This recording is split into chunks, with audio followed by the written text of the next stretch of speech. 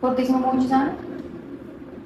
Hozir Kichkinalikdami? bir, Kichkina emas. ikki, uch. Qarang. Mo'jiza derlar buni. Turishini qarang odamchan. Tepada ko'rinmadi.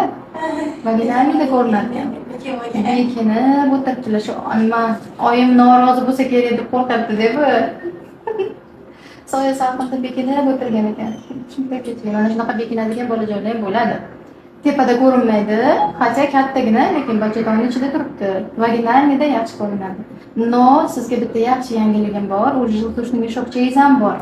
Demak, bu точно rivojlanadigan bo'ladi. Shuning uchun oyisi boshqa vibringiz yo'q. Faqat tug'amiz.